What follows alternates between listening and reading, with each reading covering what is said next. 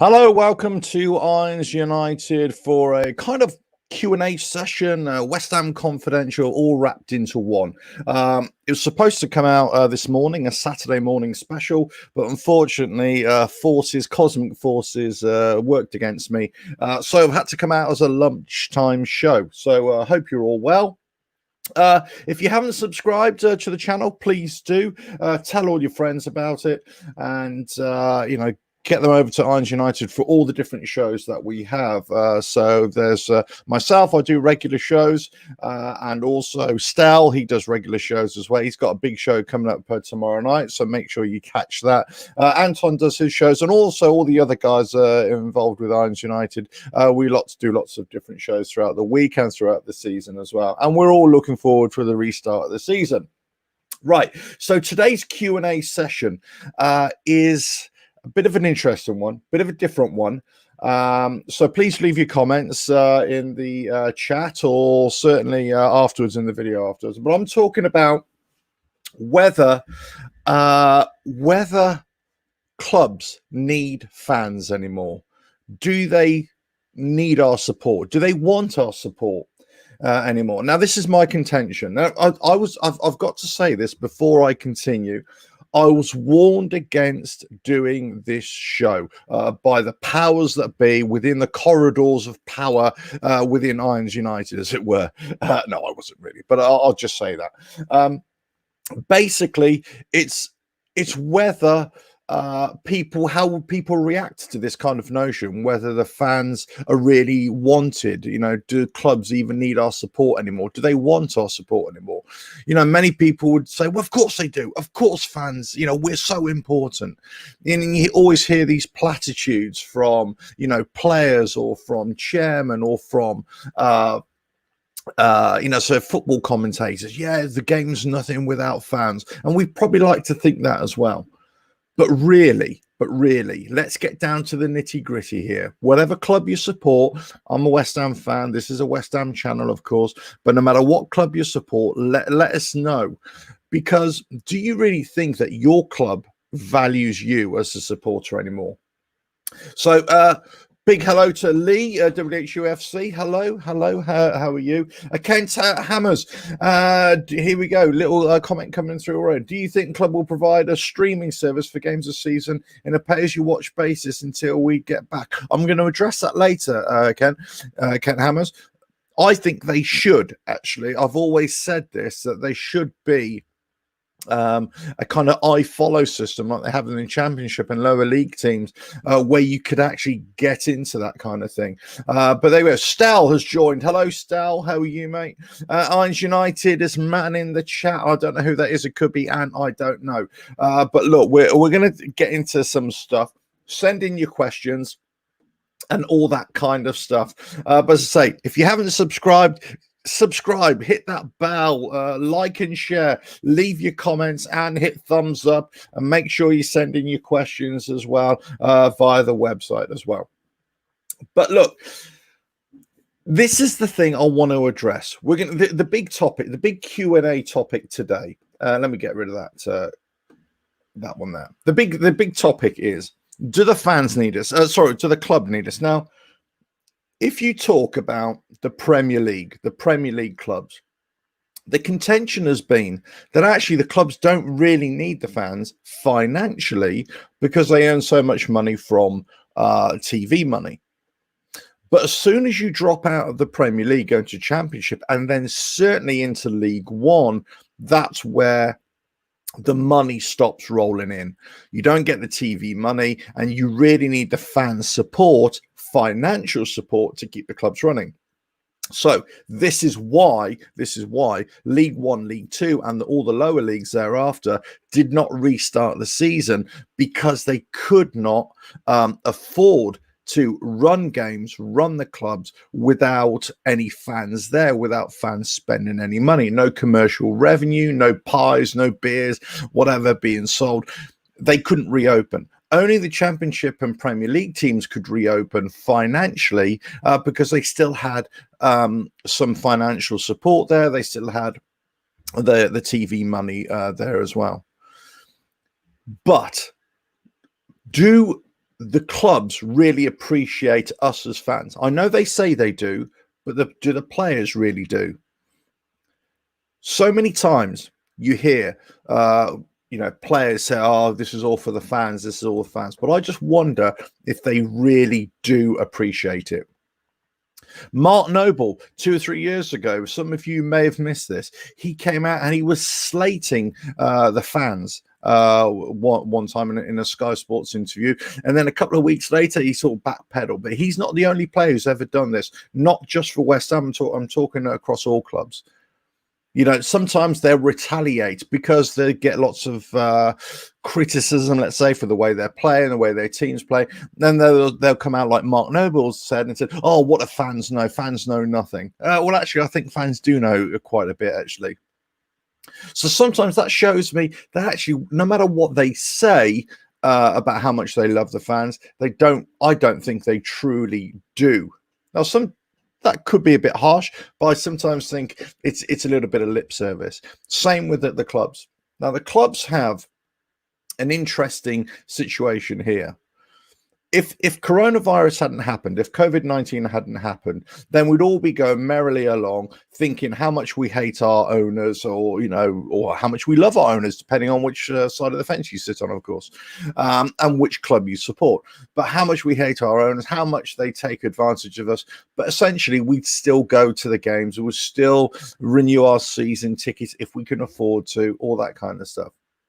And we still like to think that we make a bit of a difference. But here's the thing. As soon as coronavirus hit, we couldn't go to the games. Then they restarted the season. And then many people were thinking, actually, in our case, West Ham, would they actually play better because the fans aren't there? No matter what they say, "Oh, we really wish the fans there. We're going to play our hearts up because the fans can't make it." Do they prefer not playing in front of fans? It's an interesting one. Let's get into some of your comments here. Stel, given that West Ham's income is reliant far more on TV money, does the 25 million-ish from season ticket money really mean much to the club? We don't have huge costs for the stadium. So here's an interesting thing, especially for those of you who don't live in the West Ham bubble, of course.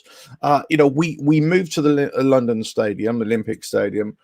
We pay a fraction of operating costs, about $2.5 million a year, I think, something like that. We don't pay for all the other costs. We get all this TV money. We've got a huge wage bill, just like every other Premier League team. But it seems as if we still struggle financially to pay for other things. Let's say we've got 60,000 season ticket holders now. We've actually just lost about 10-15 million, I think it's about 10 million, in season tickets not being renewed. Whether they will be taken up ahead of before the season starts, who knows? So we have lost money, but we haven't really got the overheads. So people are asking, well, actually, if we have got all these overheads, and although we've lost a little bit in money in season ticket renewals, we should still be able to afford better players. The thing is, West Ham is a bit of a financial black hole, really.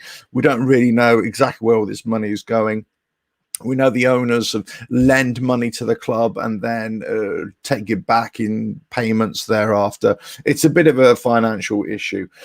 Many of us believe that actually they can't really afford to run West Ham properly, but there we go. Here we go. Right. Mark Davis, even all from Brisbane. Hello. How are you? Oh, yeah, you're all the way over there, aren't you? Hello. Real history of West Ham. Another question could be, what is the point of football without fans? As if clubs don't need fans. Why does a club? Well, I mean, yeah, it's a two. You can look at this either way. I was going to say a two-pronged attack, but that's not the right phrase. But you know what I'm trying to say. Yeah.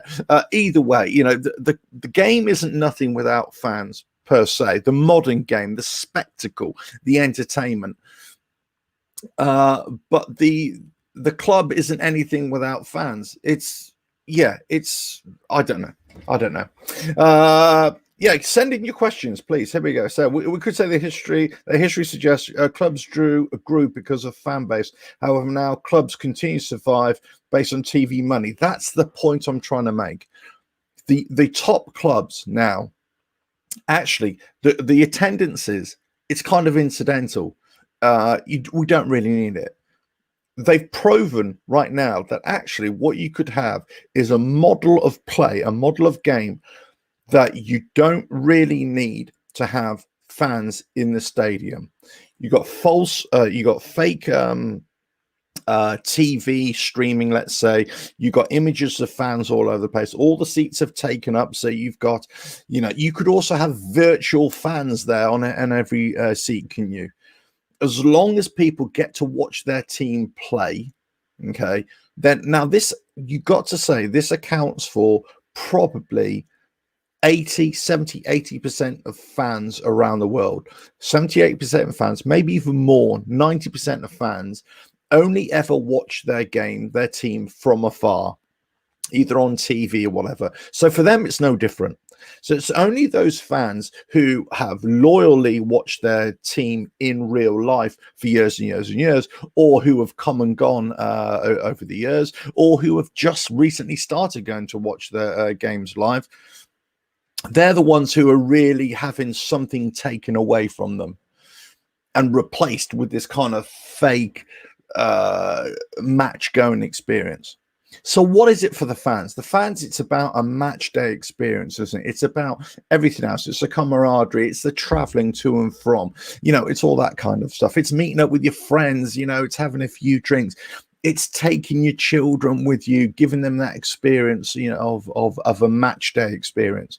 Whatever it is, that experience of going to the matches can't be replicated by watching it on TV. No matter how much sort of fake crowd noise comes in, you can't beat that. So for the fans, you kind of really miss that. If you really love that experience, you're going to miss it. For the club, actually, do they really miss you? Do they really want you there? Do they really care? Now, I suppose I will put a bookend on this one, and either bookends on either one of that statements, and I say this: only the clubs in the Premier League or the top leagues around the world who've got lots of money will actually don't really care whether you're there or not. All the other teams in all the lower leagues will care. And we know this for a fact. As soon as a team drops down a league or continues to drop down the league, that's when the begging bowl comes out from owners and players and everybody associated with the club. They're saying how much they really value the fans. Please come back to us. We need your support. We need this. When they're in the top league, you don't really get that kind of attitude. In fact, a lot of the attitude is, as with West Ham, as with the owners, they'll say, oh, look, we've got 40, 50,000 people waiting in the season ticket waiting list. We don't need you. We don't, if you leave, so what? There's so many others. Be careful what you wish for. Be careful what you wish for, because now this is a situation where if they try this kind of tactic, you're going to find lots of fans just thinking, do you know what? We're going to walk off. We've had enough of this. We've had enough of this. Here we go. Let's get into the chat here. Arrived 66. I like that. That's a good title. People are forgetting that for the bigger clubs, the vast majority of the fan base is abroad, so it makes little difference to them. This is exactly my point. I lived in Asia, and people are nuts for the Premier League. Absolutely right. You're absolutely right. So your fan experience, just like most people around the world, is from afar. So actually, the club doesn't really care whether you enjoy your experience or not. All they care about is that you as an end user, if you get your TV experience for match day experience for free, or whether you have to pay for it, whether that revenue just filters back to the TV company and a portion of that is fed back to the club. That's all that really matters. But in terms of them actually caring about you, I don't believe they do. So without fans, the Premier League would, without fans, would Premier League be as attractive to TV money? Well, that's an interesting one. And that was going to be my next point, actually. Have the TV companies right now, have they been able to capitalize or still produce a product that people will want to watch. Now, you could argue that actually TV companies don't really want fans there because they want people to be watching at home. Okay, so what they've done, they've tried their best in creating this fake atmosphere, and it depends on which way you look at these things. I think they've done a pretty decent job, really.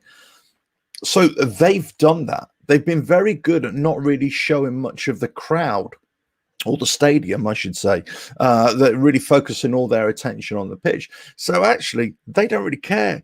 For a TV company, they don't want fans to go to the stadium. They want you to stay at home. They want you to stay in pubs if they're open, to pay subscriptions so you'll watch the game. In fact, that's where they're earning more money. In fact, if clubs are really after the TV money in the Premier League, they would want you to stay home as well, because actually more money going to the TV companies, then more money in future contract negotiations will then go to the Premier League. See my logic?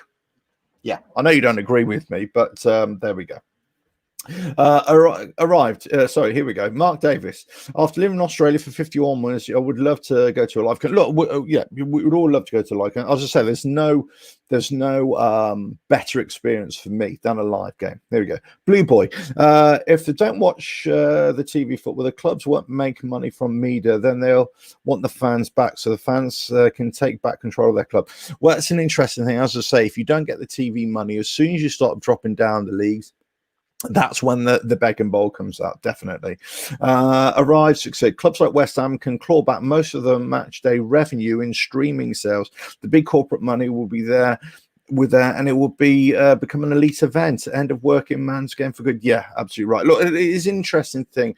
Other clubs, they went into this iFollow system. I don't know if it's working still, but you could sign up to it and you can get streamed games of you. Now, I don't think that would ever be possible for Premier League teams because of the TV contract and the media rights contract.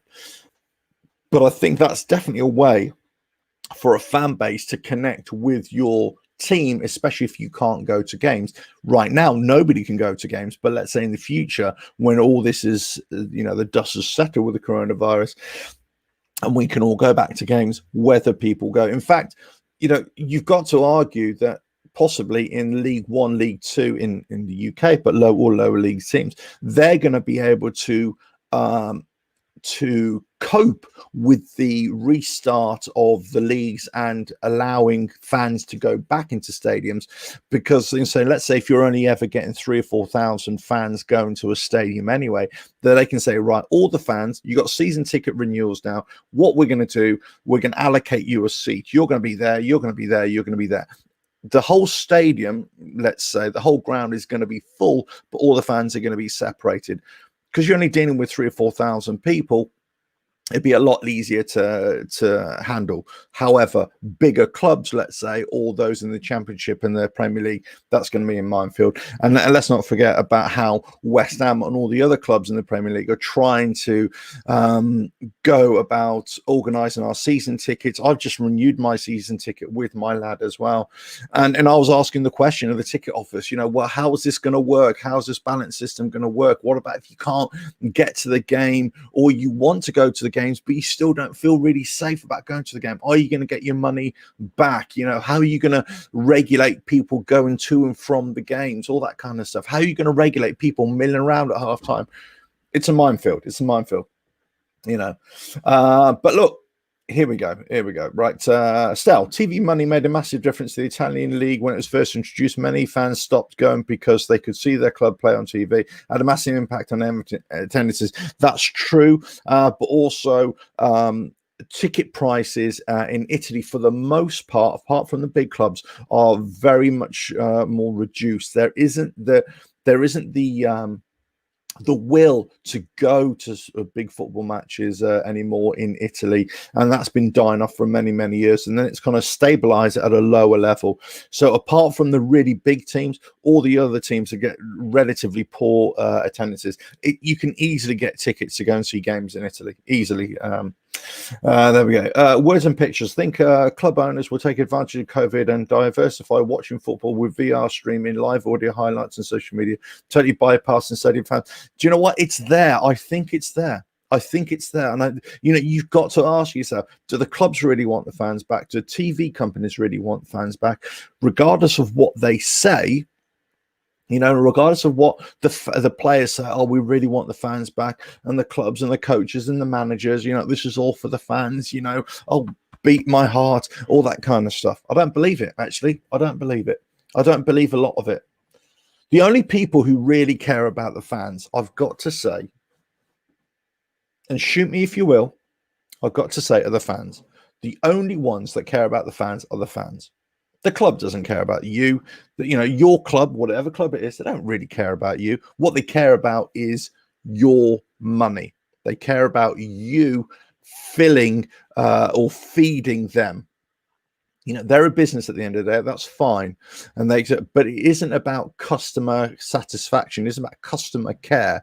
Because if it was about customer satisfaction, they would do everything in their power to not only keep us entertained, because it is an entertainment that we're paying for or that we're expecting, but it would also be about the relationship with the fans, that customer service, that customer liaison they fail so many times, especially here at West Ham.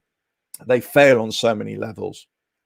Now, you could say the other argument is this. You could say, what about the club? They have so many engaging sessions, like with fan groups, the OSB and all that kind of stuff. I'm not here to slate any other group or any other, fan group, whatever, because in their own right, they try and do the best they can. But let's be under no illusion here. Why do the clubs have any kind of relationship with fan groups? And usually it's to appease things. It's usually to fend off some dissatisfaction, the dissension within the ranks. That's why you do it. It's PR. It's as simple as that. It's PR. There we go. Right, so Stel, the counter argument for less fans at games and more TV restrictions that the atmosphere would be diluted. Would TV companies want to pay top dollar for diluted atmosphere? Well, that's an interesting one, isn't it? It's whether that is the atmosphere. And I'm just wondering how many fans around the world really care about the atmosphere. Let's say if you've never had that experience of going to games, do you really care about the atmosphere? Let's break down football to its basic elements. It's 11 versus 11, jumpers for goalposts and all that kind of stuff. The game is beautiful as it is. It's simple. It's kick, pass, and try and get the ball, that round thing, in between the sticks and under the crossbar. That's it. That's basically the game. That's the simplicity of the game. So that's where we all started from, and then the game has grown and grown and grown. And most games, the overwhelming game, 99.9% games of all levels, grassroots all the way up, are not played in front of a live studio audience. They're not played in front of a crowd, are they? It's only when you get into the professional leagues, let's say, or better leagues, that you start to have a following, some fan base. And then it's only until you get to the Championship or the Premier League or the top leagues in the world that you actually get huge amount of fans, because there's a prestige associated with it. There's a coolness, a factor associated with it. But most people don't watch football because of an atmosphere. They watch football because they want to watch football. And that's where I think, this TV money and everything, is it really predicated on an atmosphere, or is it predicated on delivering a product to you and I, the home viewer, or wherever you are in the world, whether you can, watch that and be entertained by it. Let's not forget. Let's say if you went to watch a game in a pub or whatever, the reason why actually the atmosphere there at the game doesn't make any difference. Who cares about the atmosphere? Because you can't hear it anyway. All you can hear is a rumble in the pub anyway. So interesting point though. Interesting point. Mi scusi, I love that. Mi scusi, I'm sorry, don't worry. But there we go. That's should be an S there as well, by the way. If you want another indicator of how much they care about you, look at the increase in prices. Yeah, exactly. Increasing prices year in, year out. This kind of stuff, the stuff that we all love to buy, the merchandise. So actually, let's talk about merchandise and let's talk about the commercial side of it. People always say, oh, they charge all this much. Actually, West Ham, as a rule, don't earn that much from commercial sales. Would you believe? It's only about 3 or 4 million. It's not that much. Ticket prices, there we go. Words and pictures. And global West Ham fans might well turn against local West Ham fans for not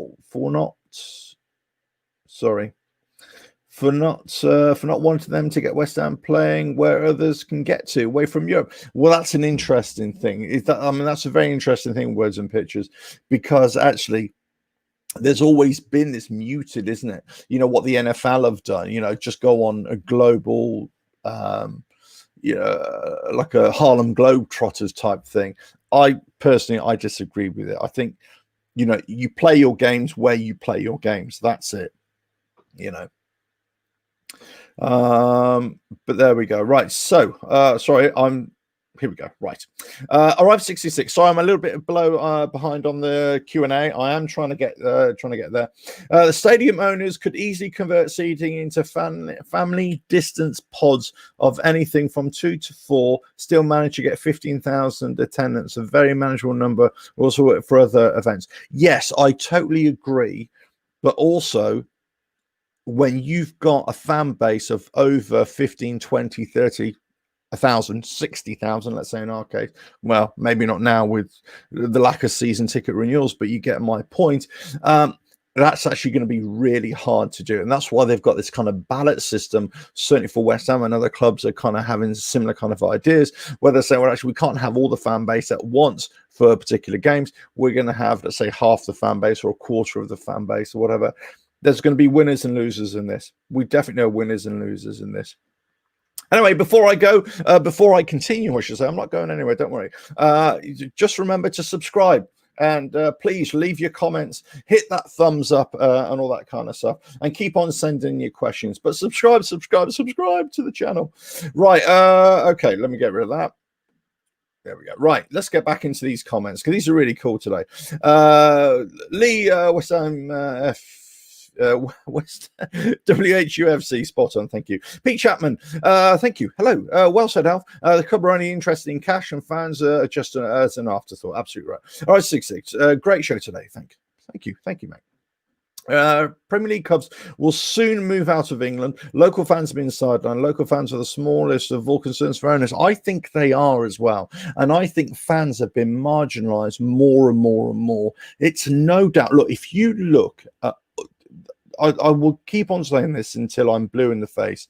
If you look at any team that's has been relegated, as soon as they get relegated from the top league, and then as soon as, because a fan base, let's say, is made up of loyal fans who will only ever watch their team if they're in the top flight Premier League, let's say, or there are fans that will only ever go to occasional games, or there are fans who are not necessarily that team's fans, but they are a fan of top flight football, in our case Premier League. So as soon as a team moves out of the top division and gets relegated, guess what? The numbers go down, the season ticket renewals go down, the demand for match day tickets dramatically goes down. Now it depends how big of a club you are. So you might say, let's say if you've got a 30 or 40,000 seater stadium, you go into the Championship, the chances are you're still going to be able to fill that, or most of it. If you stay in that league for a few years, you may, depends how big you are, you may be able to sustain those numbers. If you go down another league, you will definitely hit. You get hit. If you go down another league further, then your numbers will drastically be reduced. And anytime you go down, the ownership, the club ownership, the business model, if you like, will be looking to the fan base for help. They will need your support. When the times are good, when the cash cow that is the Premier League keeps on rolling in, keeps on feeding in money, they don't need you. They don't care about you. They don't want to know you. But as soon as you get relegated, that's when they say, we need you, we love you, we want you, value you so much. And when times get tough, even in the Premier League, and when there's a threat of relegation, guess what? We really value the fans. We really need you. Because not only they're looking for some kind of help, they're looking for some kind of support, but they're also trying to guarantee future support if they get relegated as well. And they want fans to continue to support and also go to games, get burgers, kebabs, whatever, pie and mash, lots of beers, whatever it is. There we go. I've had my say here. Right, let's get into what you say, because this is what it's about. Really, it's not really about me. It's about you, your opinion. Here we go. Words and pictures. Moving West Ham to Moscow. New York is bigger capacity stadium where they can charge higher prices. The only ones to be upset would be tiny percentage of local fans. Yes, that is true if you're looking at a global scale, but there's no way that I would ever advocate moving any team to another country, because then it's not that team anymore. You know, it's not like an American franchise where they take I don't know, a team from Orlando and then move into Las Vegas or whatever. I don't know. I mean, I'm not really an NFL fan, but do you know what I mean? You know, no, I'm not having that. But I take your point. I take your point, because if you're, but that only works. That only works if they're playing in a league that is fabricated just for, because they talked about a European Super League, didn't they, for years and years and years, and they're still thinking about it. You know, the Barcelonas, Real Madrids, Manchester Uniteds, the AC Milan or Inter Milan, you know, Juventus, all these, Bayern Munich, all these teams leave their domestic leagues and they just go and play in this kind of, you know, fake league that, you know, only the elite can stay, only the biggest clubs in the world can stay in it. Well, that's fine. But what about when that league disintegrates? What about when, let's say, or when that you've moved your team away from London or Birmingham or Newcastle, whatever, and you've put them in Abu Dhabi or, you know, Sydney or New York or Los Angeles or whatever you want to play them? Well, what about if that league then stops? Well, where does that club go to? That club has no affiliation with the local area. Therefore, there is no local interest. There's no local interest. That club will soon die. That's where that argument fails. But I'll take your point on that one. A sharp fitness look here. And grassroots level, you get mum and dad at the touchline. So on a professional level, people are used to seeing packed stadiums. Yes, yeah, I mean, grassroots, yes, I mean, I'm not saying you don't get anybody, but you do get a couple of people. If for the kids, you'll definitely get mums and dads. You might get one or two people watching Sunday League football as well, you know, but yeah. But you know, professional level people used to get seeing packed stadiums. I don't think that's true. Because again, if you go to lower leagues, they're all professional players or semi-professional players. They're not used to seeing you know, packed stadiums. Only the players in the top leagues that have played in the top leagues for years and years are used to that. In fact, you know, it's argued that a lot of these players, they forget about the grassroots game. They forget about the beauty of the game, the simplicity of the game, and what the game is all about, and the, you know, the relationship with fans as well. They forget all that. Still, here's a controversial one. When a club gets relegated from Premier League, do clubs have to work harder to attract a regular loyal fan base because of all of a sudden TV money is less important than the fans? Absolutely right. They do. They do have to work harder. They do. Here we go. The atmospheres are what the broadcasters wanted it to seem. Their sound technology has got very good in a short time. Ask yourself, would you know the difference in the last 8 games if on radio? Absolutely right. Look, this is my point. They've created this false atmosphere. Whether you like it or not, the fact is that the TV companies, in my opinion, have actually done a good job in providing us with a TV spectacle, a game spectacle. We've been able to watch the games, you know, from it.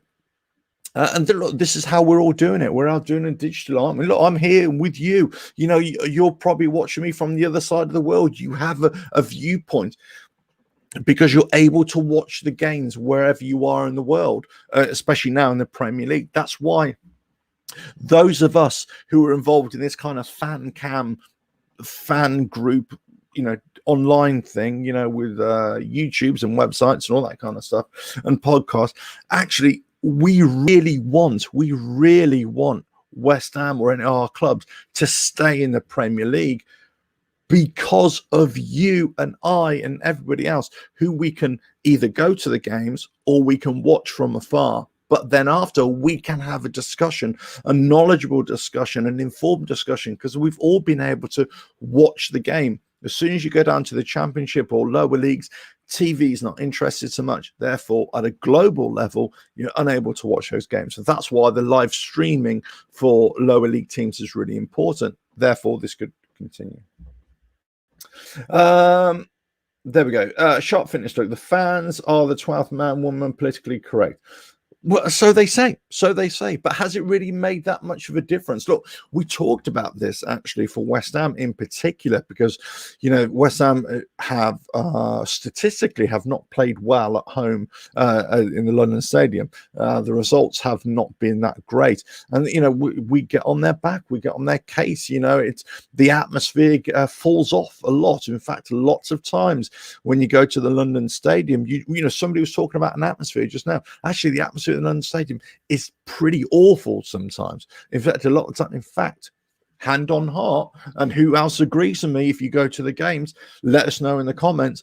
But who else can acknowledge that the away support is sometimes, in fact, dare I say, a lot of the time, a lot more vocal than the home support?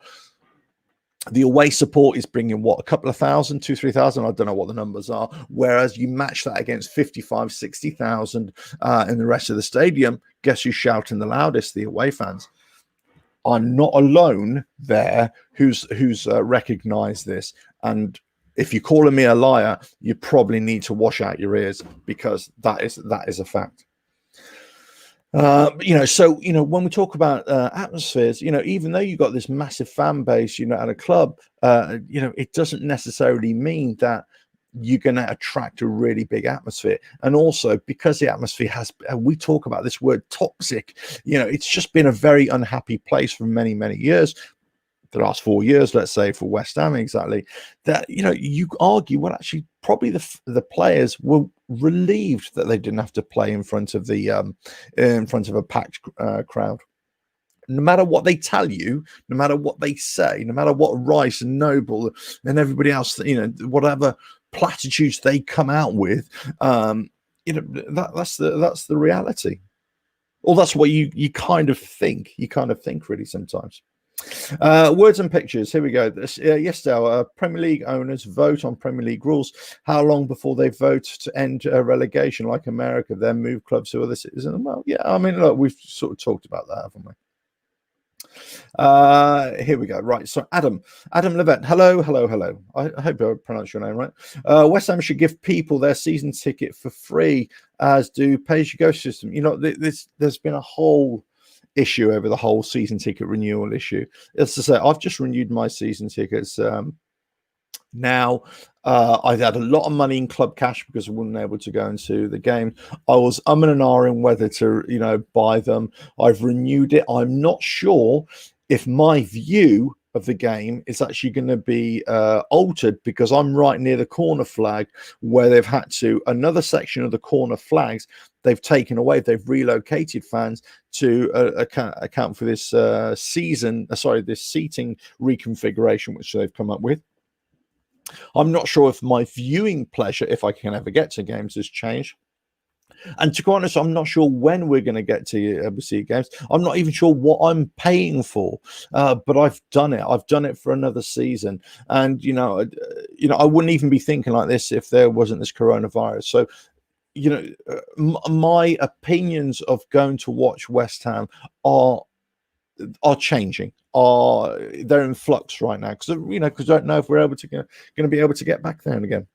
Young fans don't even follow clubs in great numbers. They follow players, managers, and many clubs. Fantasy football was a subculture, but now the numbers in fantasy football make it more. Well, you've also got the FIFA, generation as well. They probably look like that. They probably like the Man United or the Real Madrid or the Barcelona or the West Ham on FIFA better than they do like the real team.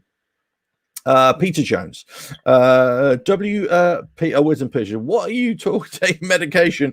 Are you on? Yeah, well, yeah, I didn't want to say. Kent Hammers, Alf. Let's wait and see how many people don't renew their season tickets before we say it's low, because the deadline hasn't passed yet. You're absolutely right there, and I cannot. I think I did mention that as well. I think that the report came out the other day that they said they've lost 10 million already, but we don't know until the season ticket renewals. You would imagine if that people can't get to games, then they're not likely to be able to renew season tickets. Also, what you've also got to factor is that many people may buy season tickets just to guarantee future games, but they don't go to many games, and they put their their match day tickets on the ticket exchange, let's say. Well, right now you can't do that, can you? Or even when the team fans will be allowed to go back into the stadiums, you're not going to be able to put your tickets on ticket exchange, because, well, I don't even know if that system will even work now because of this coronavirus. So people won't be able to buy a season ticket and get some kind of money back that will help them to pay for their next season ticket renewal. So you would imagine that the numbers will drop off. How significantly, I don't know. But I tell you what, towards the 28th of August, I think, a season ticket renewal deadline. I could be wrong there. Correct me if I'm wrong there, please do. But yeah, we'll see. But you would imagine that there would be a drop off. Words and Pictures. Peter Jones, personal insults rather than debate. How very childish. Oh dear. Let's not get into that, shall we, guys? Now, here we go.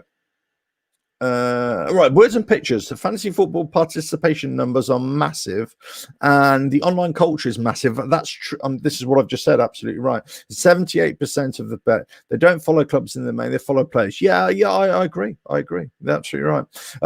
Lee, WHUFC. Where would you like to see West Ham United at the end of the season? Realistically, well, I've made my feelings perfectly clear. We, as a bare minimum, West Ham, bare minimum, with the players that we have, should be bare minimum 10th. A 10th is a bad season for us. We should be aiming for 7th, 8th, 7th, 6th, and then on a really good season, we should be aiming for top 5. I'm not saying top 4, but we should be going for a 5th. And then in an exceptional season, top 4. That's where we should. But we should also be going for a good cup runs, League Cup and FA Cup, of course. Anthony, what players do you want to sell? The lot. I want to sell the bloody lot of them. That's what I want to sell. No, I don't. Look, I would say that any of the players that have value in them, but they just don't perform on a consistent basis. But it really depends. You've got to look at this as well. We can't just sell players and lose money all the time. We've got to get rid of the players that just don't perform, haven't performed. And people talk about Anderson and Haller, but we've got to look at how we're playing Anderson. We've got to look at how we're playing with Haller as well, because on paper, they are still fantastic players. Should we sell them? No. You've got to look at, I don't think we need to sell many players. In fact, I think Spurs did it a couple of seasons ago. They didn't buy anybody, did they? And they did reasonably well. So I think I'd be interested to see if we do sell. Yet is gone. Again, he didn't really perform. Wasn't really allowed to perform. I think a couple of other minor players like that. I think it would be possibly a wrong decision to get rid of the bigger players. But I think, look, they've got one more season to prove themselves. One more season, then they've got to go, because there's no point in holding on to them if they're not performing. Lanzini, I'll worry about Lanzini, where his head's at, whether he's going to be producing. But it's the value in these players. Are we going to be able to get money for them? Are other teams going to be interested in buying them? I'm not so sure. I don't know. I don't have any insight into this. I just think, for me, my kind of player is always a player who wears his heart on his sleeve. He puts out 100, 110%. The Snodgrass of this world, Rice of this world, Antonio of this world. These are the kind of players which I really like. And if you're not really showing that 100% commitment to the cause, to the team, to the club, to the fans, then you don't get my support. You don't get my approval. You don't get my enthusiasm, to watch you play. Sorry, that's it. Here we go. Right. So agree. So Irons United. Sorry, Peter Jones. Irons United. Are you reading WP? He's Alf. What do? Sorry, I'm reading the wrong ones here. De Pablo. Hey up, lad. How are you? Here we go. Right, Jeff Hathaway. Hello there. I haven't read your comment. You might be horrible to me, but please don't be horrible. There we go. Alf, how important is our academy program to generate future first team players? Oh, Jeff, this is a whole new subject, please. And I'm so glad you brought this up. I have been banging the drum for years and years and years, even before I started doing all this YouTubey stuff. Okay. Look, I've been saying it's the future of any club is in the development of youth players. It's not about how much money we can spend on bringing in a marquee player. I will bang that drum until I'm blue in the face.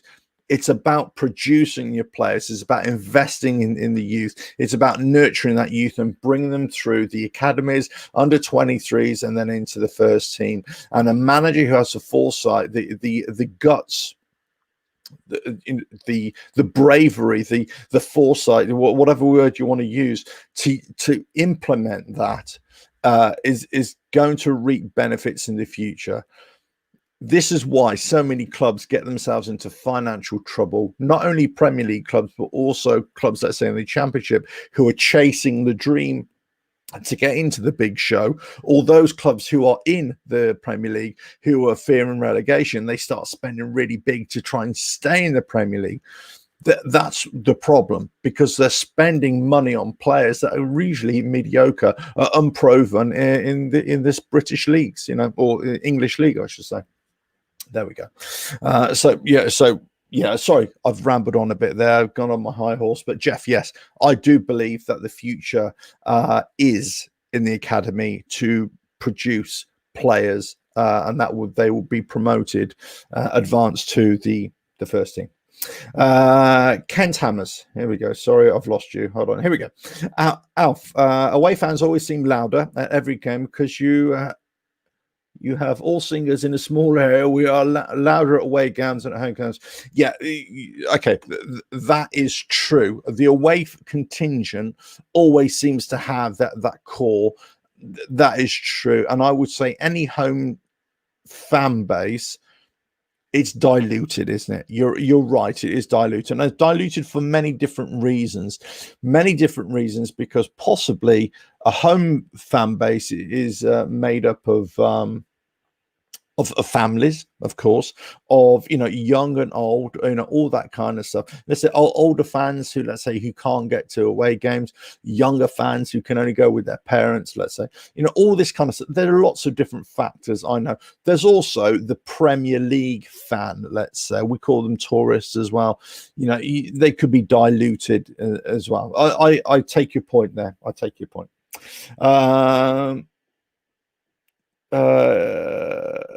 Here we go. Pete Chapman. Sorry, I'm kind of missing the boat here.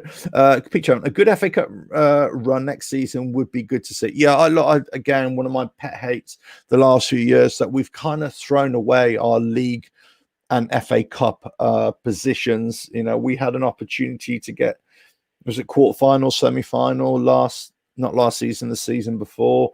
We threw that was in the League Cup. We kind of threw that away. I think that was under Moyes' first few games. I can't remember actually, but yeah, it was just shocking how we just didn't get into that. Right, here we go.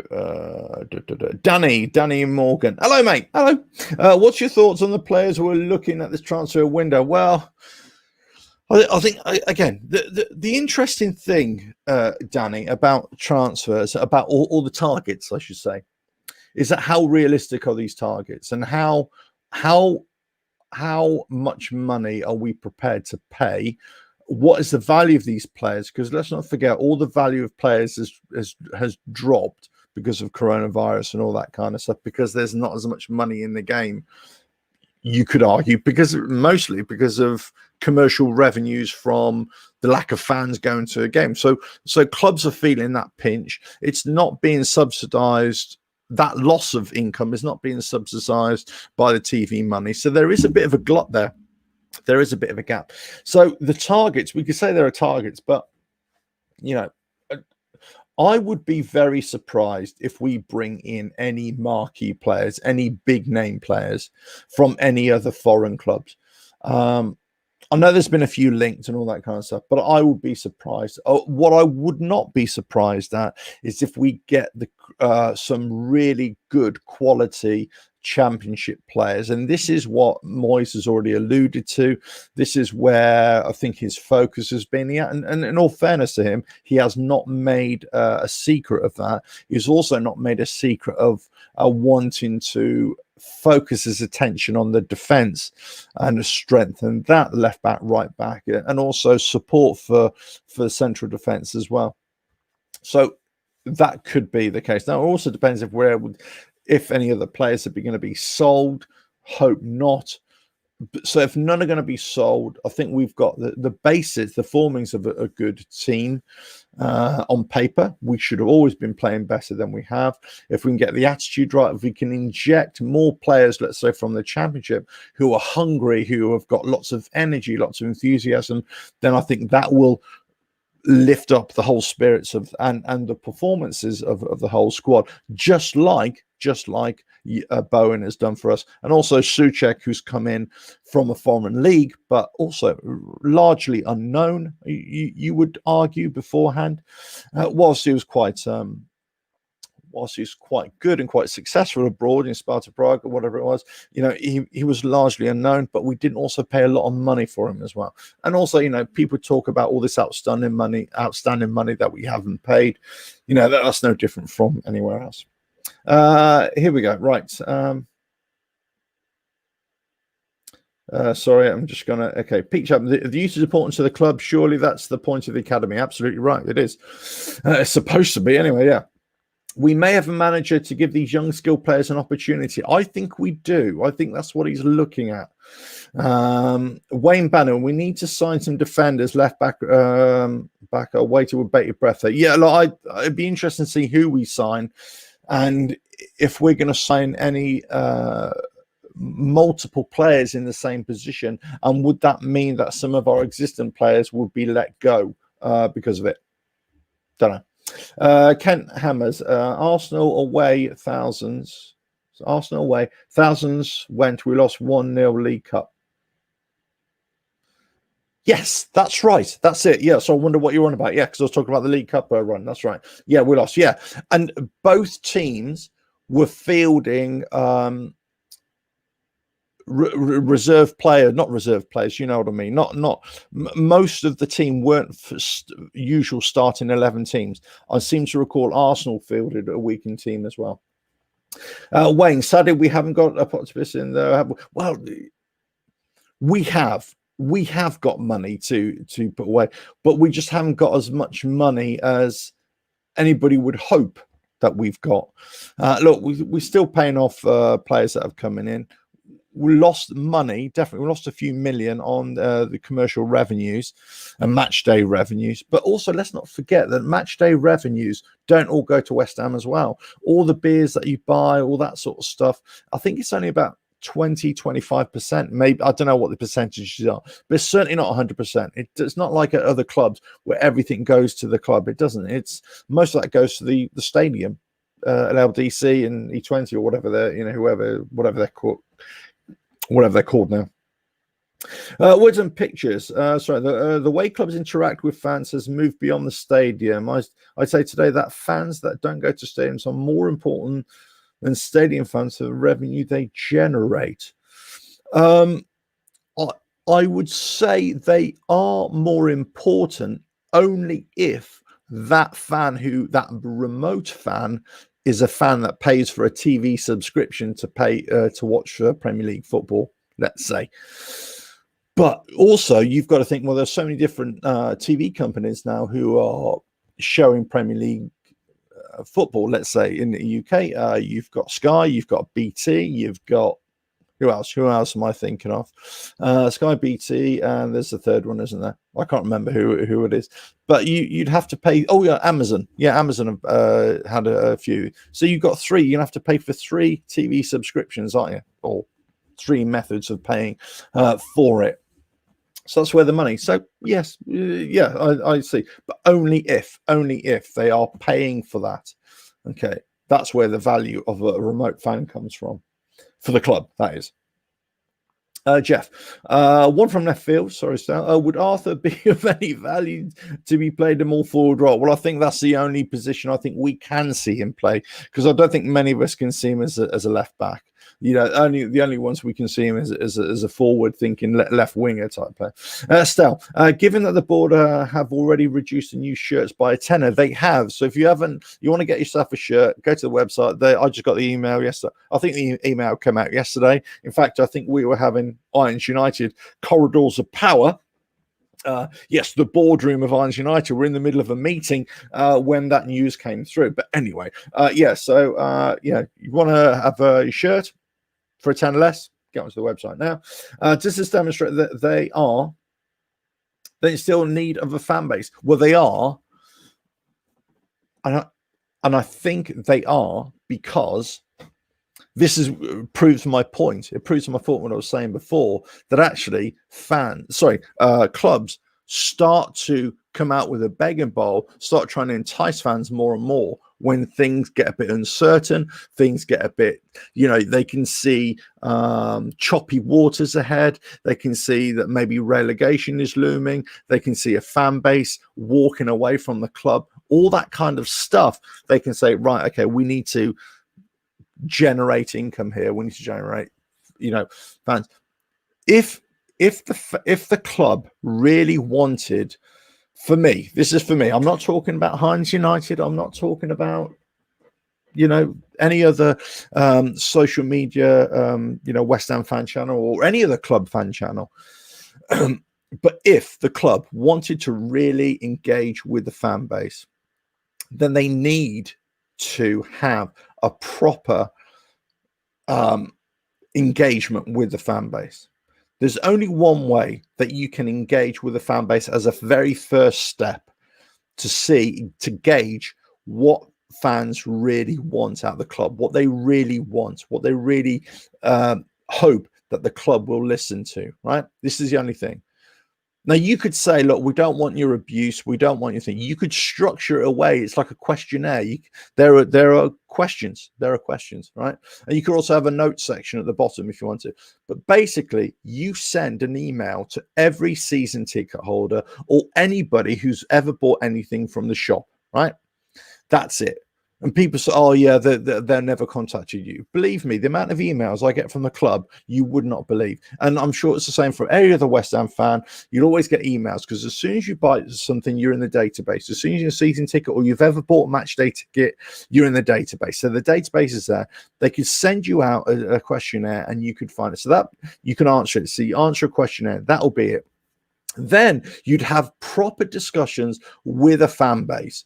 You could have group meetings. You could have online. You could do an online thing, let's say. I mean a proper online interview. Let's say,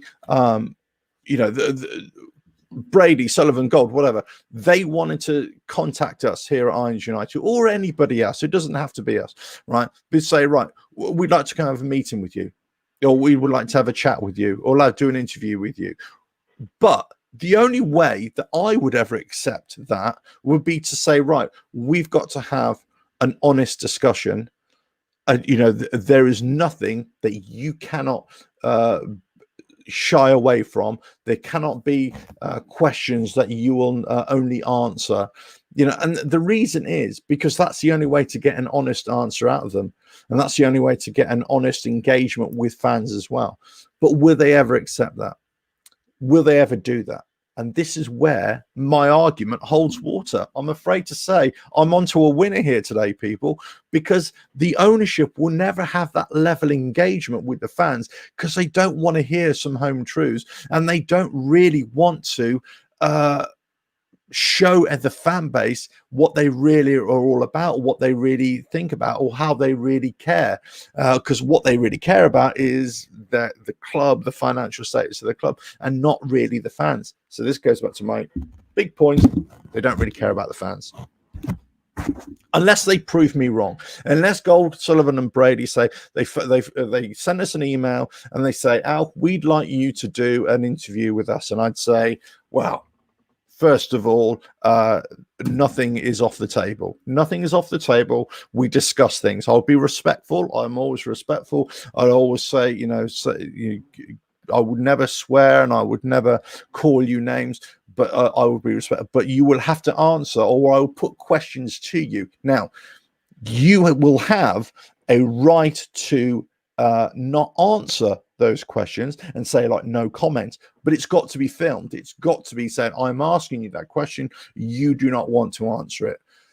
That's fair, but at least the fan base will know where you're at, and then they will know if the club really values the fan base or not.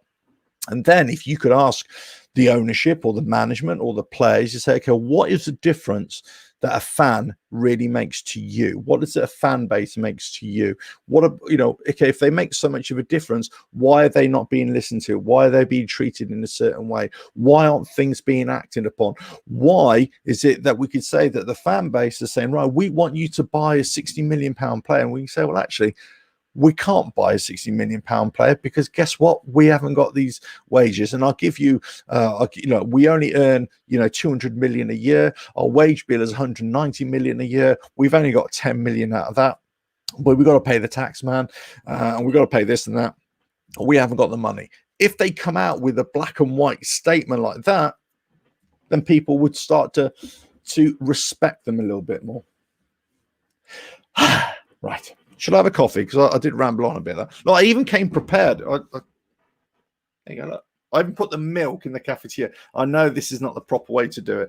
I know, but I thought there's no way I'm going to be able to do this. I'm trying to pour it. So there we go. Right, let me just go up to here. I'm just going to get into the the comments here. I've missed a load because I've just been rambling on. I know. Right, so I'm going to go back. Okay, Jeff, yeah, we already talked about you. One from left field. Stel, given the board have already reduced, we've gone through that. The shirt prices. Amazon Prime is the third. That's right. Thank you, Wayne. I was to get there in the end. Jeff, I did a stat analysis. That's Stel. I did a stat analysis on the myth that Masuaku is better going forward than defending, and the results were just a myth. Yeah, well, I think we'd like to see him go forward if he's successful in going forward. Be absolutely right, Stel. He's usually pretty poor in going forward as well. There we go. Right. Ian Barron, hello. It's the Matt Darlington fan. Hello there, how are you? Words and Pictures, global fans buy TV subscriptions, that money goes to clubs. Well, I don't know. I don't know if they do buy TV subscriptions. Depends where you are in the world. Lots of countries get their TV for free. The Premier League sell rights to different TV companies around the world, but it depends how that TV company is formed, where they're getting all their money from, advertising, that kind of thing, where they're getting from subscriptions. So there might be an indirect link, whatever, but it's the TV companies who get that, but lots of fans get their viewing for free. Let's not forget about that. Now, and yeah, but you could say if you really want to put your money into the club and you want to put it directly into the club, the only way to do that I can see, if you're a remote fan, is to buy merchandise from the club shop. That's the only, the online shop. That's the only way I can think about it, whether you agree with it or not. There you go. Right, sorry. Here we go. Okay, Kent Hammers. Our season ticket holders getting 10% of off anyway normally, so no shirts are reduced by. So no shirts are reduced by a tenner. Do we usually get 10% off top? That's an interesting one. Actually, I don't know. I would have thought you do. If there's 10, unless there's something in the small print saying there's £10 off and any other concession, whatever, does not apply. I don't know. I haven't looked into that, so that's a good point. I don't know. Arrive 66. I take my wife and 2 kids to West Ham. I'm looking at £300, including travel, food, and a couple of bits. Yeah, I feel your pain. And that's why we stay away from the shop. If I could watch a quality stream for £100, I would. Do you know what? I got to say, every time I've taken my lad now for a few years, every time I take him and we go to shop, he's always pulling me to the shop. Dad, gotta go to the shop. And it's like a frenzy. He's going in there. I want that. And I'm saying, get away, pull him.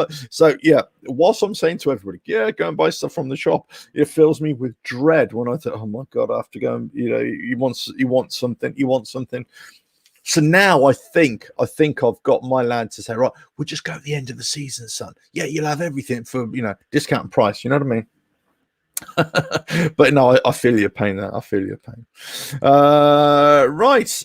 Here we go. Keep the questions coming in. Thank you very much. But look, as I say, if you haven't subscribed, please subscribe. Please leave your comments either in the chat and obviously afterwards as well. Always read those.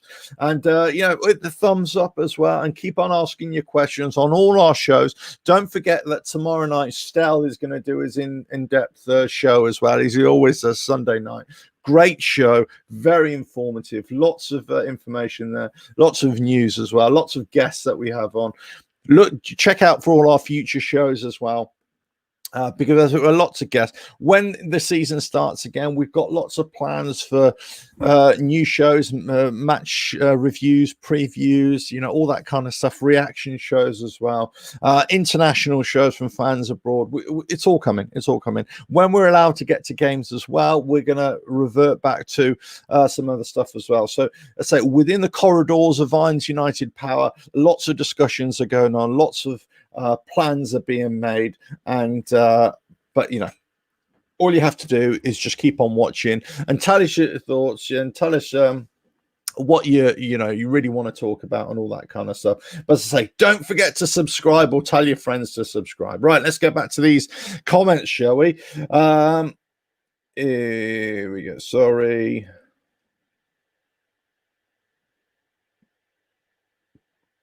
Right. By quality, So if I've missed anybody out, I do apologize. So I am trying to keep this going. Arrive 66. By quality stream, I mean a good pre-match run-up for an hour, and interviews and highlights. By the way, a 3-hour show minimum. Yeah, look, I agree. In many ways, it would take us within the YouTube community to demand this, to develop this, to actually say, if the clubs can't be bothered to say, actually, do you know what, we'll do it. If you don't want to do it, we'll do it. But the problem is it's the broadcasting rights. So right now, because of broadcasting, you can't do live broadcasts on YouTube or anything of Premier League games, you see. So the only way that would happen is so if you're a supporter and you run fan cams, let's say, of a lower league team, you could do this. You could have a pre-match. You could actually have a live feed of the game if you've got the bandwidth on your phone, whatever, to film it. And you want to have you could even get in touch with the club perhaps and come into some kind of arrangement where you could do this for free, right? and you get people. The problem is that fans, the clubs will say, well, this would stop people coming to the games and everything, but that's always been the case. The problem is, I think, it doesn't matter how many people stay at home, there'll always be those fans that want the match day experience, and the match day experience cannot be ignored, because that is going to be the one that you really want. But yeah, look, I would agree, something like that. It doesn't have to show the game from the best angle either. You don't have to have like a match of the day or a Sky Sports view of it. You maybe just have it from the sidelines or something, so you're getting a view of the game. Might not be the best game. Maybe that's the trade-off. Pete Chapman, Irons United performing a no holds barred interview with the management. The viewing figures will be sky high. possibly. But I think that's the only way. That you could have an honest debate, an honest discussion from the fan base. I'm not saying we would talk on behalf of the fan base, but say we would ask the questions that everybody seems to be asking, of the fan base, why people are so upset. But also, because there's a lot of animosity out there, there's a lot of toxicity, there's a lot of vitriolic abuse, and especially if you go onto Twitter, there's a lot of abuse, and I'm not really into that, and that's not the kind of person that I am anyway.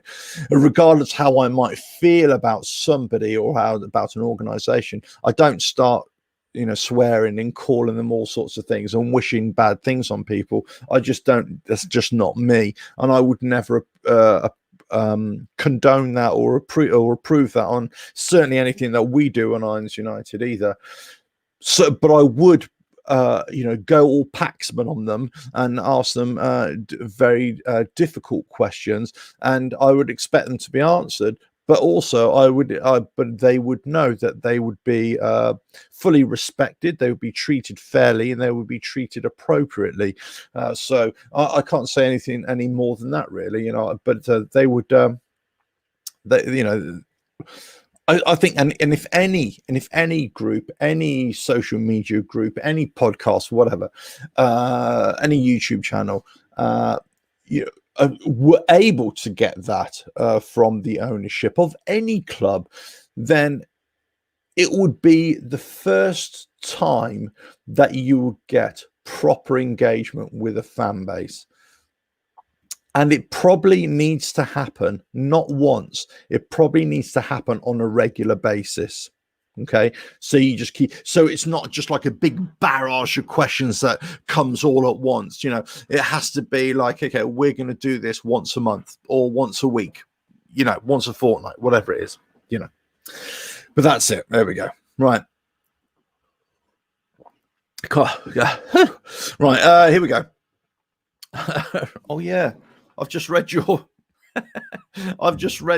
I'm so behind on the comments here. Yeah, on the plunger, sink the plunger first, mate, on the coffee. I should have done, shouldn't I? There we go. Look, I'm doing it now. Does that help? There we go. Look at that. Look, you don't get this on Sky Sports, Soccer AM, do you? Sinking the plunger on your coffee. Oh no. Right, here we go. Here we go. Right, so right, hold on.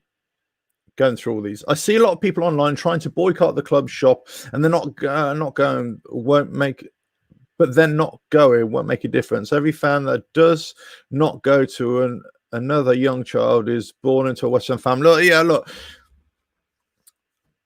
there's a lot been said over the last few years because of the whole dissatisfaction with the club and everything like that, about not going, renewing season tickets, boycotting this, don't do that one, and this is. And, no matter what you feel about scarf sellers and all this kind of stuff, and people say, oh, this makes up, the old West Ham and all that, you walk up to the crowd, up to the to Upton Park and everything like that. We know all this. We've heard all this before. But if we're talking about the financial well-being of the club, right, where has all the money gone? Where is, everybody keeps on shouting, Gold, Sullivan, Brady, where has all the money gone? All this kind of stuff. Well, the thing is, if you're not putting money into the club anyway, then they're going to have less money for you to even wonder about where all the money has gone. So if you're going to put your money in not going to the games, boycotting the games, not buying shirts, whatever, not buying programs, not or buying from some scarf seller outside the stadium, whatever, then that money is not going to the stadium. No money is going into the club, I should say. So therefore, but you're always going to have a fan base that has new generations coming through as well, and especially if the club stays in the Premier League or the top league in the world, where they're featured on TV as well. That's where most of your fan base is going to be regularly watching your team. That's where they're going to get their insight from, stuff like that. But there we go. I literally can't help myself when it comes to club shop. I'm like a kid in a sweet shop. Anthony Baker, you're absolutely well. I tell you what, I've got to say, I hold back from the shop, the physical shop. My problem is the online shop. That's my problem, because it's too easy. Because I go onto the West Ham website and into the store, and I go, the shop, whatever it is, and I go, and I go, oh, vintage shirt, oh, new polo shirt. Oh, have you seen my other 2 shirts I bought recently, by the way? Bargain, I got those for, but that's it. I'm terrible when it comes to online. The physical shop, I'm kind of dragging my son away. Get away from there. Get away from there. But, the online shop, yeah. So there we go. Ian Banner, hi, Alf. What's in the bait box? The bait box, how have you know? This is a Happy Days lunch box. It was a biscuit box, actually. Are those plans... Are those the plans where we say what we want and Anta does something different? Yeah. Stop it. Have luck, guys. Thank you very much. Ian. I'm sorry you actually made this stream on time, Stel. Oh, here we go. This is when we all start arguing with each other. Anyway, look, subscribe, everybody. Keep on subscribing. Right. Arrive 66. Correct. You cannot legally live feed, but we are now talking about COVID world where we cannot attend. Therefore, make it paid with passwords, etc.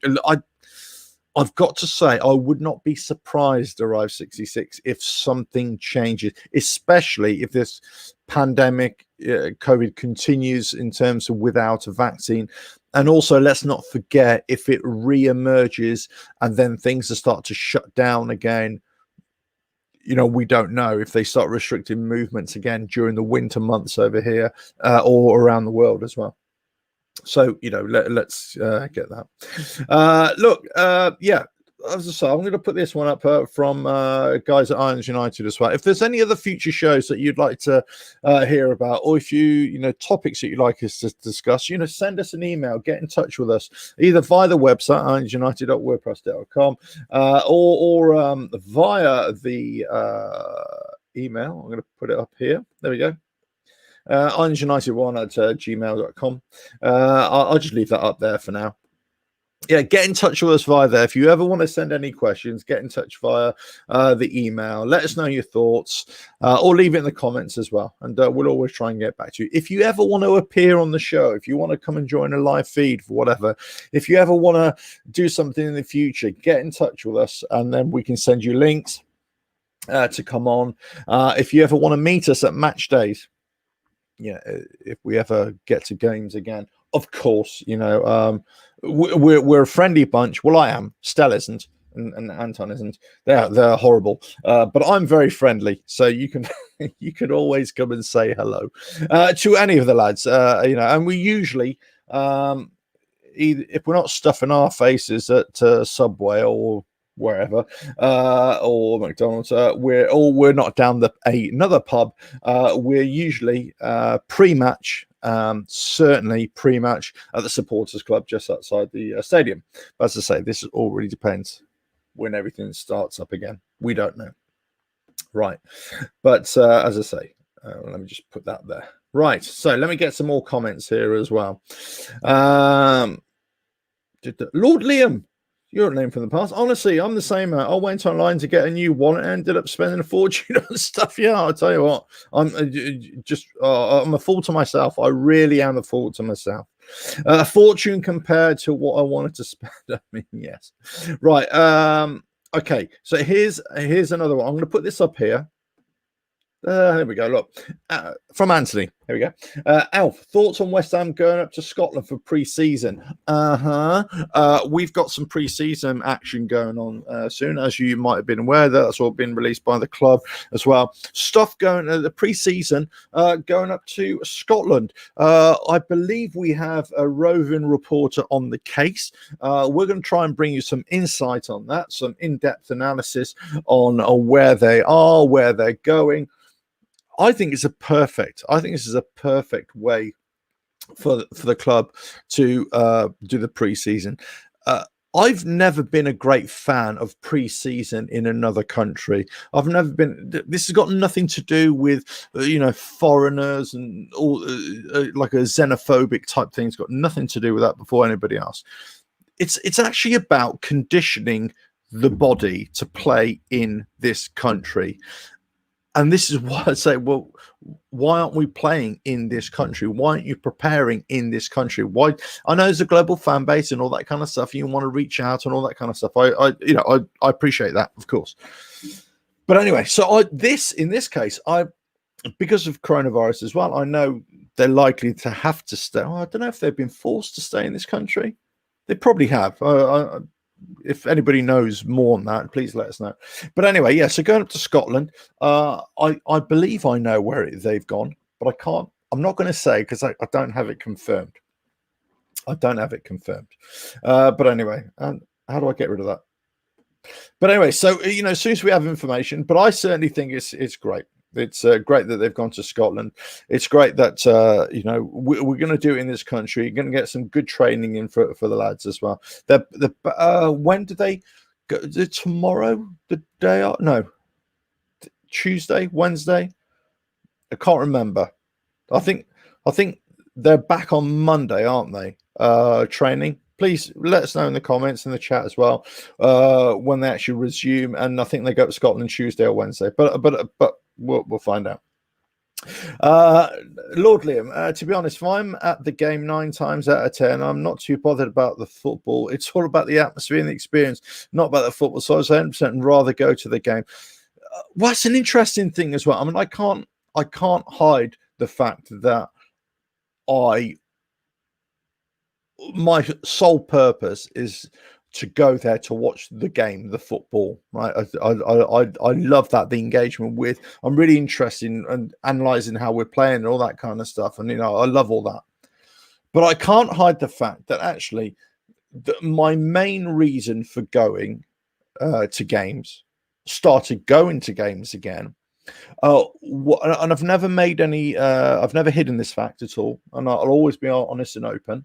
Was that I wanted to take my lad and I wanted to get him into watching West Ham.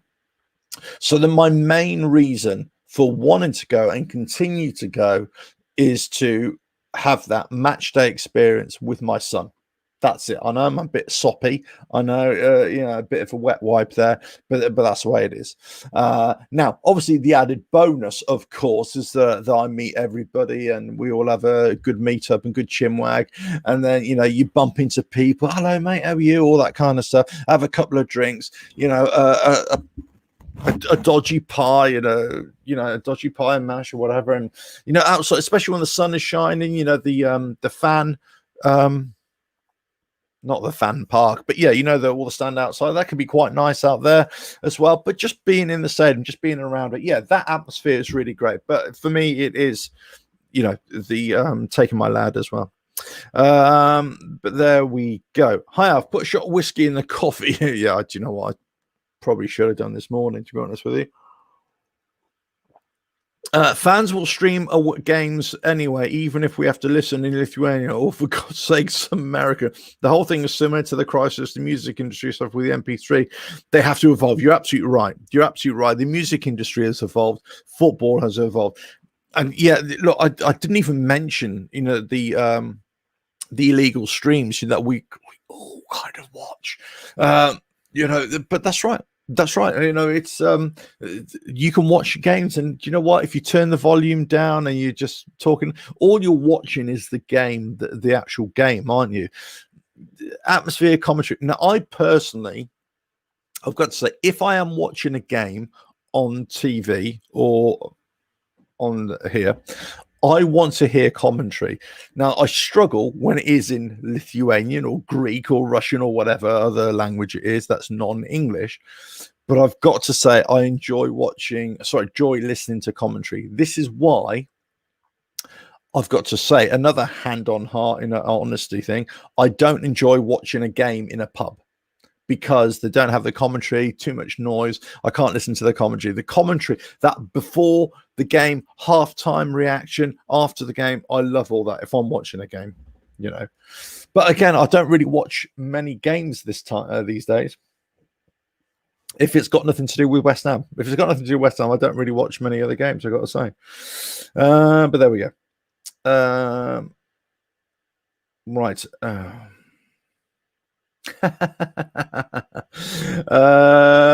Right, here we go. Jeff, what about Anton doing a live report from the pre-season training in Scotland? That's all I'll say. That's all I'll say. You know what I mean? Arrives 66. Will the club save money on Slotty's accommodation in Scotland?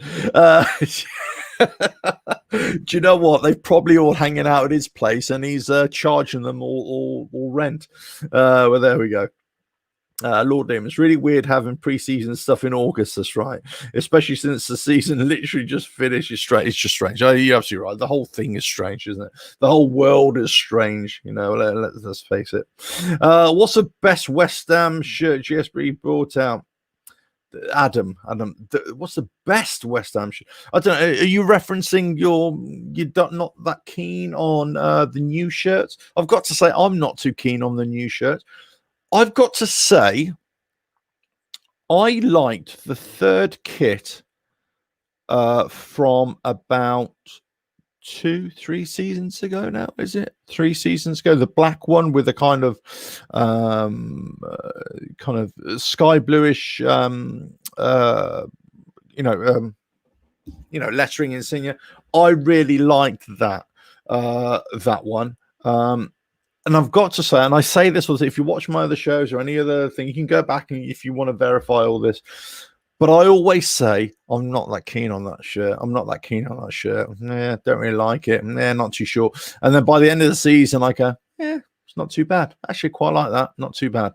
So the one I thought was a real winner was last season's away shirt, the white shirt. I really liked that initially. Straight off, I like that. But every other shirt, I've got to say, and this is not a recent thing. This has been for years and years and years. I've always been this. I don't immediately warm to a brand new shirt. It takes me a few months, maybe a couple of years before I think, I'd wear that. Just where I am. You know what I mean? Right. Lord Liam, the Mexican commentary is always amazing, to be honest. They just get so into it. Their enthusiasm is infectious. That's right. You're like, goal! Brilliant. Especially when Chicharito was playing. Hernandez, Chicharito! Yeah, lovely. No, they don't talk like that, honestly. I don't know why I've just come out with that. But anyway, I sounded more Japanese than Spanish, but there we go. Stout, I would worry Anton doing a report. You might be looking for his favorite all-time player, Jamie Redknapp, referencing Nigel's Mock the Week video that he did for us earlier the week. Yeah, Nigel did a brilliant video, Mock the Week, for us earlier on. You've got to watch it. Go back. I think it's a few videos back now, but watch that. Brilliant. The light blue polo design we had a few years back, I think it was decent. Oh, Lord Liam, I've got to say, I didn't like that at all. And I still don't like that at all. I don't know. Just something about it. Just didn't like it.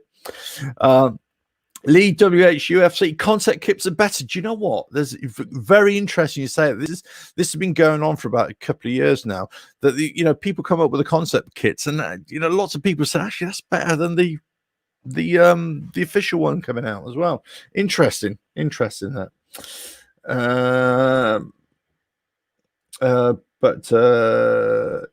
Friday Night Pint said yesterday, sorry, I don't watch many other channels at all. I've got to say that's not me biased. I don't watch other games and I don't really watch other channels that much as well. So Just no time to do all this other stuff, right?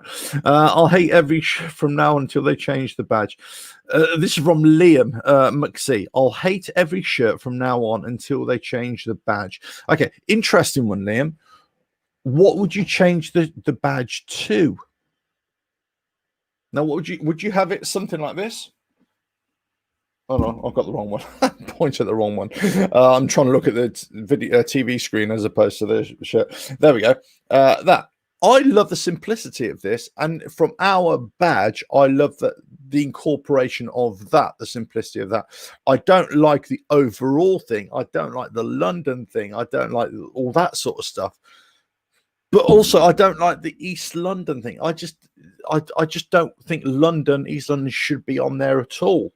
You know, I just think, you either have some kind of harping back to where we were from, or forget about the castle on there.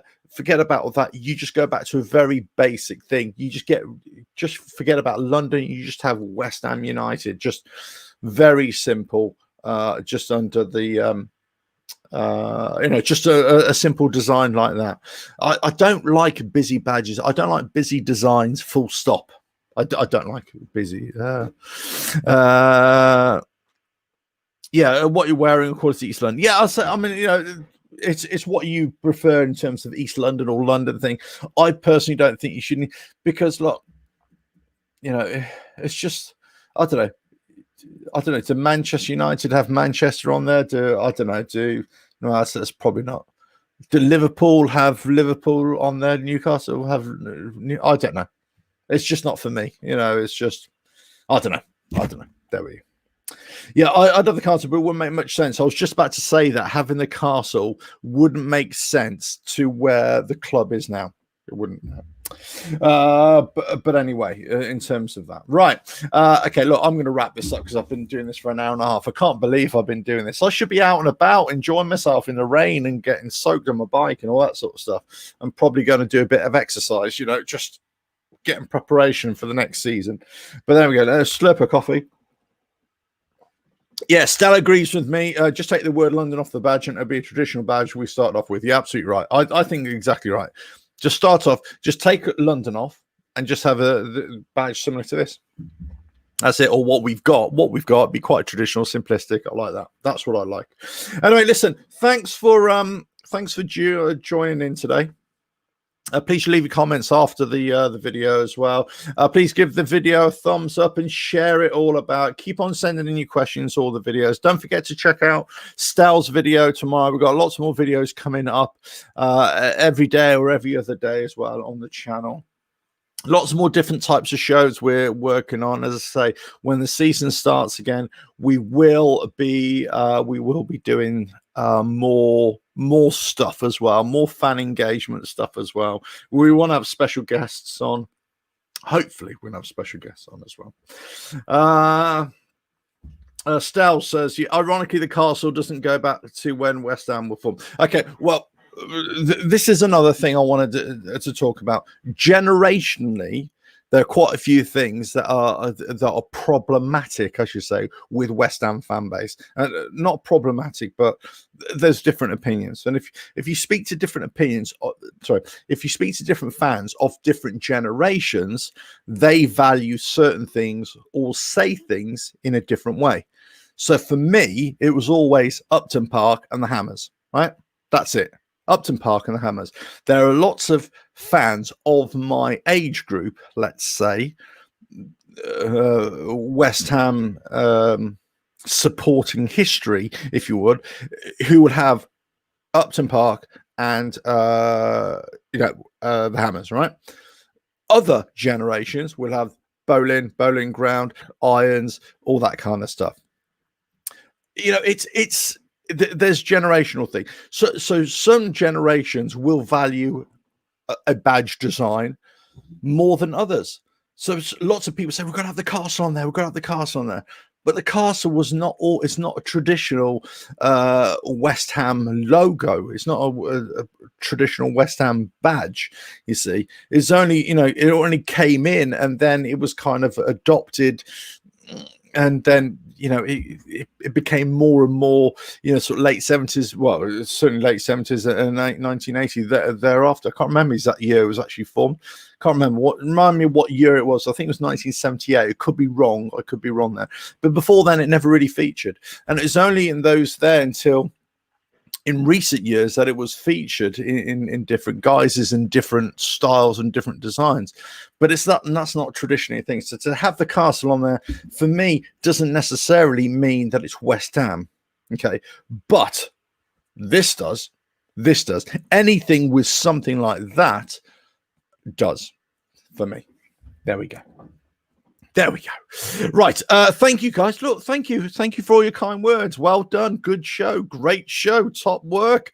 Great show. As always, thank you very much. I feel very humbled. I think I might have another coffee just to go with. Look, I've even put the plunger down. Look at that.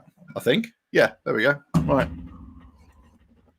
Arrive 66. Yeah. Closing thoughts. Spare thought for the businesses that feed up outside the stadium, that have no match day revenue. You're absolutely right. There is no doubt that society as a whole has suffered from this and continues to suffer, and all walks of life, all businesses, I'll leave you with this. Not only is it businesses, not only of personal incomes, family incomes that are suffering, but it's also community groups, welfare groups, charities. I'm going to leave you with that. And hopefully the situation will change, hopefully for the better. Hopefully things can be done. I'll leave you with that. I won't say any more. But those who know. Know what I mean? No. But there we go. Right. But hopefully when things return to normal, hopefully businesses can restart. People can start making a bit of money and get back. There we go. Right, Sigurd Frøyer Johan Tennyson. Oh crikey, I wish I could say your name properly. I'm so sorry. Are you Icelandic, sir? Are you Icelandic? London does not bother me, maybe because I'm from a foreign fan. Possibly. And where's your Husvik? Eh? Where are you from? Right, feed us. Sorry. Right, anyway, listen, I'm going to have to go. But thank you very much, everybody, for joining in. Thank you for all your comments. Really appreciate it. Thanks for watching the channel. Continue to watch the channel. Please tell your friends to subscribe. Keep on telling them to watch all the videos, share all the videos, all that kind of stuff. But if I do another Q&A session, please come in and let us know your thoughts. I'll always try and get through to the comments as best as I can, and then have a topic for a different one. But anyway, listen, that's it. Go and enjoy your Saturdays wherever you are in the world, your Saturday evenings, your Saturday mornings, your Saturday lunchtimes, as it is for me now. Go and do your stuff. Enjoy. Take care, be excellent to each other, and well, up the hammers. Right, on to the next one. Oh, don't forget Stel's show tomorrow night. Stel's show tomorrow night, usually about 8 o'clock. He's got lots of good stuff coming. Have you subscribed?